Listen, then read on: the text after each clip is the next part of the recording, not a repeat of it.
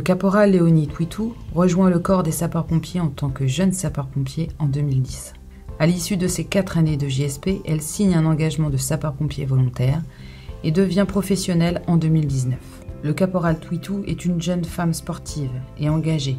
Elle deviendra d'ailleurs, en 2022, l'ambassadrice française de l'association des Pink Firefighters, qui soutiennent la lutte contre le cancer du sein à travers des défis sportifs. C'est tout naturellement que Léonie a rejoint le comité Mixité et Égalité du SDIS de l'Oise.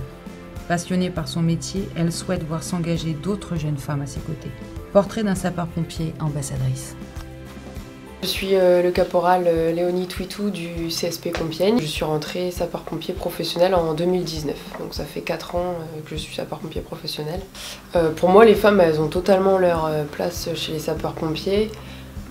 Maintenant, il faut forcément faire ses preuves, mais comme tout le monde en soi, comme les hommes qui rentrent chez les sapeurs-pompiers doivent aussi faire leurs preuves, il y a moins de femmes chez les sapeurs-pompiers déjà, il y a une majorité d'hommes. Et on a les barèmes qui sont pas les mêmes qu'eux pour rentrer sapeur-pompier. Donc déjà je pense que ça gêne un petit peu. Et du coup on est tout le temps jugé, tout le temps évalué. Moi ce qui me met en colère c'est quand on me dit que les femmes n'ont pas leur place chez les sapeurs-pompiers. J'ai presque pas une garde où j'entends pas dire ouais les femmes vous avez rien à faire ici. Des fois ça va être sur le ton de la rigolade et je laisse passer parce que je m'en fiche en fait. Mais des fois, je sais qu'il y a une part de vérité dans ce que certains disent et ça me pèse dans le sens où je suis clairement pas d'accord avec eux. Et pourquoi ils disent ça en fait? Pourquoi on n'a pas notre place ici chez les sapeurs-pompiers au final? C'est la question que je leur retourne. On devrait être intégrés comme tout le monde, hommes, femmes ou personnes qui viennent d'ailleurs.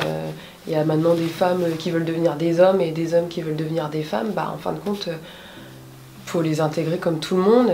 On sent quand même que des hommes s'investissent justement dans cette mixité et aussi dans le droit des femmes, dans le fait de faire évoluer les femmes dans les métiers. Quand on fait nos preuves, et des fois on peut être même meilleur que certains hommes, on a totalement notre place, on est les bienvenus. En fait, la mixité, c'est l'expérience de chacun et le vécu de chacun.